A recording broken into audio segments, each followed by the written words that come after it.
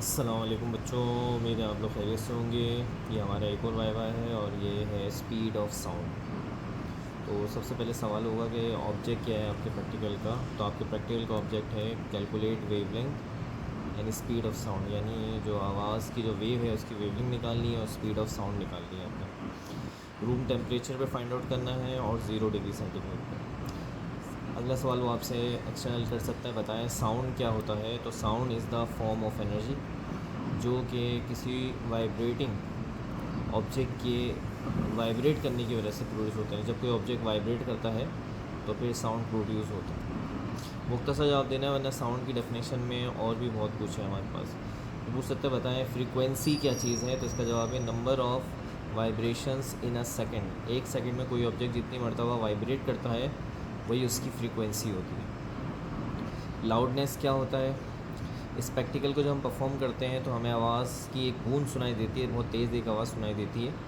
तो वो आपसे ये सवाल कर सकते हैं लाउडनेस क्या है। तो it is the intensity of the sensation of sound. हमारे कान पर जो आवाज़ की स्ट्रेंथ महसूस होती है, जिससे हमें आवाज़ हल्की या तेज़ भारी सुनाई देती है, तो उसी को हम लाउडनेस कहते हैं। जैसे कोई धीमे अंदाज में बोले, कोई चिल्लाकर बोले, तो ये है लाउडनेस। धीमा अंदाज लाउडनेस की कम इंटेंसिटी को बताता है, और अगर लाउड चीख कर बोलते हैं तो ये आवाज़ की ज़्यादा इंटेंसिटी को बताता है। रेजोनेंस क्या होता है। ये एक फिनोमेना होता है जिसमें एक वाइब्रेटिंग ऑब्जेक्ट की का जो फ्रीक्वेंसी होती है वो किसी और वाइब्रेटिंग ऑब्जेक्ट के साथ सेम हो जाती है, जिसकी वजह से इस ऑब्जेक्ट का एम्पलीट्यूड बढ़ जाता है। ठीक है, और इसी का नाम हमने क्या रखा हुआ है, रेजोनेंस रखा है। रेजोनेंस असल में एक ऐसा फिनोमेना होता है जिसमें एम्पलीट्यूड बढ़ जाता है जब एक वाइब्रेटिंग ऑब्जेक्ट की फ्रीक्वेंसी किसी और वाइब्रेटिंग ऑब्जेक्ट की फ्रीक्वेंसी के साथ मैच कर जाती है, सेम हो जाती है। तो उसको याद कर लें, एग्जामिनर इसी तरह से सवाल करेगा, वजाहत तलब नहीं करेगा, आपसे बता सकते हैं। क्योंकि इस प्रैक्टिकल में हम एक ऑपरेटर्स यूज़ करते हैं, इसका नाम है रेजोनेंस ट्यूब, इसलिए वो आपसे रेजोनेंस का सवाल कर सकता है। दूसरा है कि जो रेजोनेंस ट्यूब है इसमें कौन सी वेव्स बनती हैं। तो इसका जवाब है लॉन्गिट्यूडनल स्टेशनरी वेव। लॉन्गिट्यूडनल और स्टेशनरी वेव। अच्छा, ये ऊपर एक सवाल आया था कि फ्रीक्वेंसी क्या है। तो हमारा जो प्रैक्टिकल है इसके अंदर हम लोग ट्यूनिंग फॉर्क इस्तेमाल करते हैं, और वो जो ट्यूनिंग फॉर्क होते हैं उसके ऊपर फ्रीक्वेंसी लिखी होती है, उसकी यूनिट होती है हर्ट्ज़। ये भी याद रखिएगा जी। वेव्स रेजोनेंस ट्यूब में कौन सी बनती है, लॉन्गिट्यूडनल स्टेशनरी वेव। तो आप सवाल कर सकते हैं बताएं लॉन्गिट्यूडनल वेव्स क्या होती है। तो ये ऐसी वेव्स होती है जिसमें वेव के पार्टिकल पैरेलल मूव करते हैं वेव की डायरेक्शन के अंदर, और इसकी एग्जांपल है साउंड वेव। तो बस ये जहन में उठा लें, ऐसी वेव जिसमें वेव पार्टिकल पैरेलल मूव करते हैं, और जो आवाज़ होती है वो लॉन्गिट्यूडनल वेव होती है। इसकी एक और मिसाल है स्प्रिंग। जब स्प्रिंग को हम खींच कर छोड़ते हैं तो स्प्रिंग जो बेटा हमें मूव करता हुआ नज़र आता है वो असल में एक लॉन्गिट्यूडनल वेव होती है।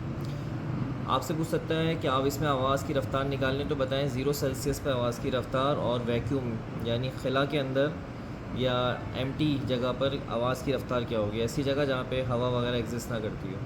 तो 0 सेल्सियस पे आवाज़ की रफ़्तार 33200 सेंटीमीटर पर सेकेंड और 332 मीटर पर सेकेंड, दोनों यूनिटों में सेम है ये, सेंटीमीटर पर सेकेंड में और ये मीटर पर सेकेंड में। जबकि 0 होती है बेटा वैक्यूम, क्योंकि आवाज़ वैक्यूम के अंदर ट्रैवल नहीं कर सकती। फिर ये जो प्रैक्टिकल है इसके अंदर रेजोनेंस ट्यूब में पानी डाला जाता है। तो इसका जवाब क्या है, क्यों डालते हैं पानी।